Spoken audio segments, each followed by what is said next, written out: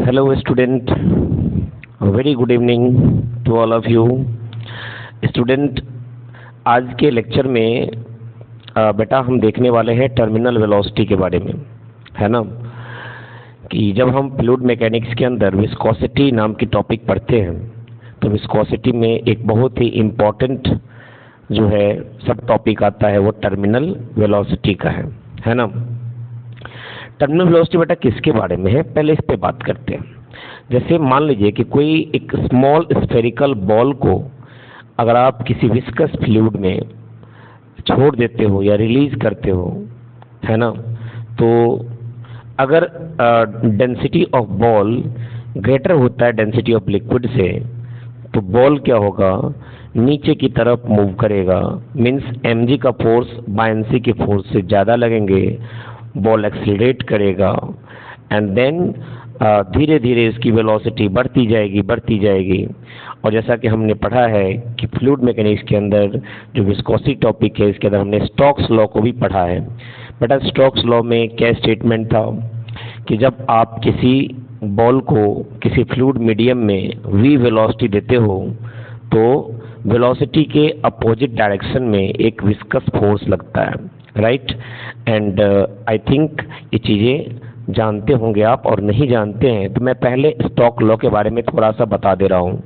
जैसे मान लीजिए कि कोई एक लिक्विड मीडियम है, राइट, कोई एक लिक्विड मीडियम है और लिक्विड मीडियम में अगर कोई स्फेरिकल बॉल है बेटा, इसका रेडियस है बेटा स्मॉल r, इस बॉल की वेलोसिटी है v, राइट।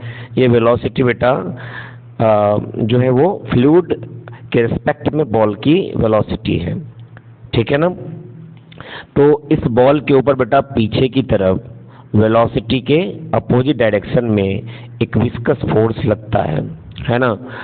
अगर इस फ्लूइड की viscosity coefficient of viscosity given हो तो हम बड़े आराम से विस्कस फोर्स को लिख सकते हैं, that is equal to 6 pi eta r into v, है ना। ये विस्कस फोर्स होता है बेटा। जैसे कि हमें फार्मूला के अकॉर्डिंग अगर देखना चाहें तो वेलोसिटी अगर इंक्रीज करता है then viscous force also increase करेगा बेटा विस्कस फोर्स, राइट ना। तो मैं यही बात बता रहा था कि अगर किसी लिक्विड मीडियम में किसी बॉल को आप छोड़ देते हो तो बॉल की डेंसिटी के ऊपर डिपेंड करता है कि बॉल अपवर्ड डायरेक्शन मूव करेगा या डाउनवर्ड मूव करेगा। अगर डेंसिटी ऑफ बॉल जो लिक्विड की डेंसिटी से ज़्यादा होंगे तो डेफिनेटली बॉल नीचे आएंगे, एक्सेलरेट करेंगे, वेलोसिटी बढ़ती जाएंगी, विस्कस फोर्स बढ़ता जाएगा and there will be a time at which acceleration of the ball will be zero, है ना। और तब उस समय हम टर्मिनल वेलोसिटी की बात करते हैं। चलिए इस बात को हम और बारीकी से समझते हैं और इसके फॉर्मूला को डिराइव करते हैं, राइट। चलिए लेट्स से बेटा कोई एक लिक्विड कॉलम है, लेट्स से कोई लिक्विड कॉलम है, ये वेरी लार्ज लिक्विड कॉलम है, मान लीजिए ऐसा कुछ वेरी लार्ज लिक्विड कॉलम। इसके अंदर बेटा लिक्विड है,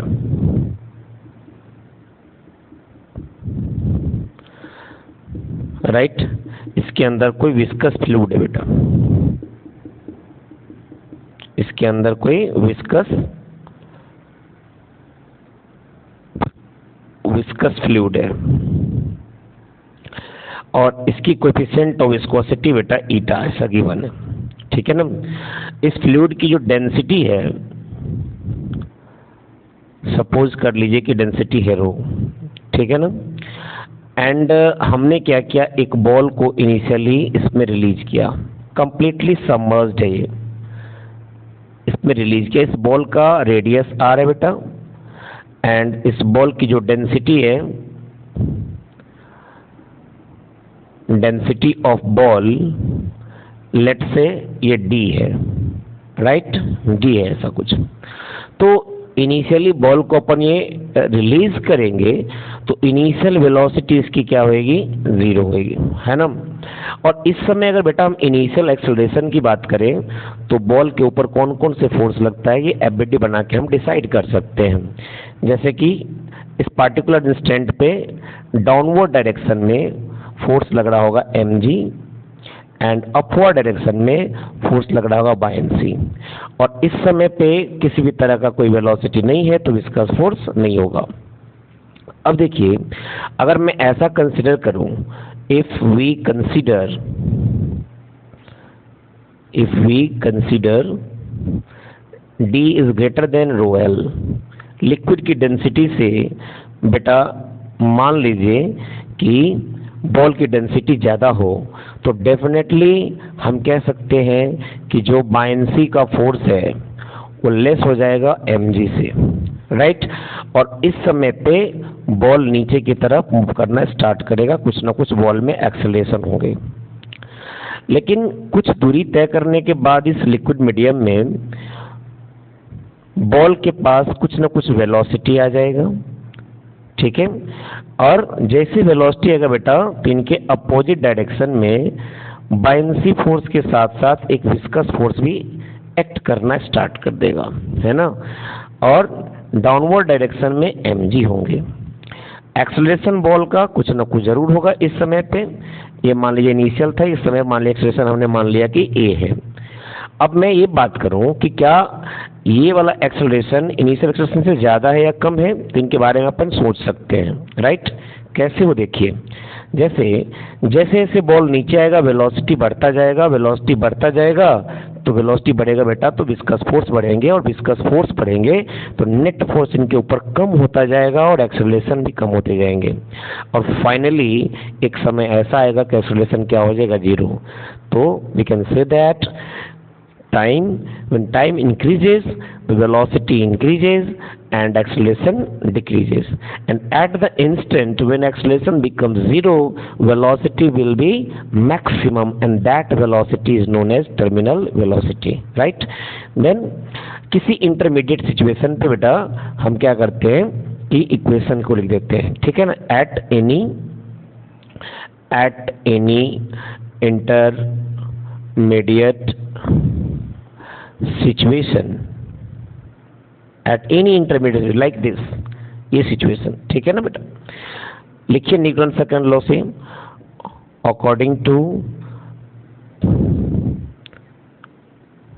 न्यूटन्स सेकंड लॉ हम लिख सकते हैं net force that is equal to mass into acceleration, and what will be net force mg minus buoyancy minus viscous force that is equal to mass into acceleration. बेटा यहाँ पे गौर करने वाली बात यह है कि जैसे जैसे हम नीचे की तरफ बढ़ रहे हैं तो वेलोसिटी बढ़ रही है, तो विस्कस फोर्स बढ़ रहा है, विस्कस फोर्स बढ़ रहा है, और mg और बायएंसी तो कांस्टेंट है, तो विस्कस फोर्स बढ़ने की वजह से नेट इफेक्टिव फोर्स कम होता जाएगा, तो एक्सेलरेशन डिक्रीज करेगा। और एक समय ऐसा आएगा बेटा जहां पे आकर के एक्सेलरेशन कितनी हो जाएंगी, 0, और उस समय वेलोसिटी हो जाएगा maximum, and that velocity will be known as terminal velocity. तो पहले तो इसको राइट डाउन कर लेते हैं हम लोग, इक्वेशंस को किस फॉर्मेट में लिखा जाए। सिंस इसके अंदर मास गिवन नहीं है तो वॉल्यूम के टर्म्स में मास को लिखते हैं बेटा। देखो लिख देंगे अपन कि when acceleration becomes 0, velocity becomes maximum, and that velocity is known as terminal velocity, ठीक है ना। तो इस चीज को मैं अगर इस इक्वेशन में पुट करूं तो क्या मिलेगा हमें, mg minus buoyancy minus viscous force that is equal to 0, ठीक है ना। लेकिन विस्कस फोर्स कहाँ मिलेगा बेटा, टर्मिनल वेलोसिटी के सिचुएशन पे। अब m को लिखेंगे अपन 4/3 pi r cube into d, volume into density into g, ठीक है। और बायएंसी को लिखेंगे अपन 4/3 pi r cube into rho of liquid, right, and g, और माइनस विस्कस फोर्स को 6 pi eta r into v terminal, ठीक है ना, दैट इज इक्वल टू 0। अब इन इक्वेशन को सॉल्व करने के बाद अपने पास जो रिजल्ट आता है टर्मिनल वेलोसिटी का प्यारा सा, ये 2/9 r square by eta into d minus rho l into g, ठीक है ना। ये टर्मिनल वेलोसिटी का अपने पास रिजल्ट आ जाता है।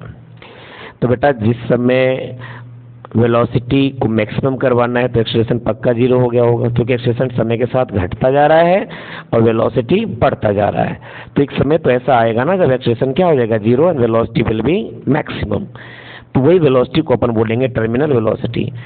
अगर बेटा ये डेंसिटी को आपने d ग्रेटर देन ρl लिया है तो डेफिनेटली टर्मिनल वेलोसिटी का डायरेक्शन डाउनवर्ड होगा, और उस केस में अगर इसको अपन पॉजिटिव बोलते हैं, सपोज कि टर्मिनल वेलोसिटी पॉजिटिव है, तो कैसा भी तो हो सकता है कि कोई ऐसा बॉडी है जिसकी डेंसिटी लिक्विड डेंसिटी से कम हो।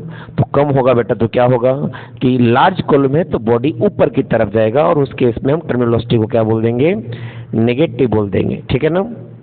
तो ये प्यारा सा छोटा सा कॉन्सेप्ट है, आई होप ये चीज आपको समझ में आया होगा। ठीक है ना।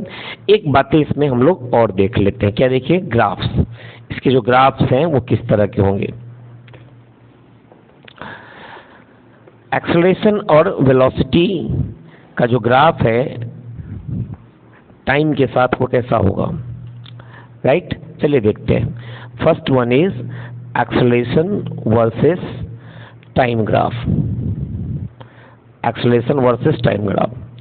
अब इसमें बेटा क्या है कि एक्सेलरेशन के लिए हमने ऐसा देखा, इस पार्टिकुलर सिचुएशन के लिए ये एक्सेलरेशन और ये टाइम है, हमने ऐसा माना कि d is greater than ρl, then what will happen, initial acceleration is maximum, ज़्यादा एक्सेलरेशन है और धीरे धीरे एक्सेलरेशन कम होता जा रहा है बेटा। तो इनिशियल एक्सेलरेशन सबसे ज़्यादा होगा, फाइनल एक्सेलरेशन घटते घटते घटते घटते जीरो हो जाएगा। तो ये ग्राफ होगा बेटा एक्सेलरेशन वर्सेस टाइम का। And second one is velocity versus time graph, velocity versus time graph, right. तो ये ग्राफ कैसा होगा ये भी देख लीजिए आप।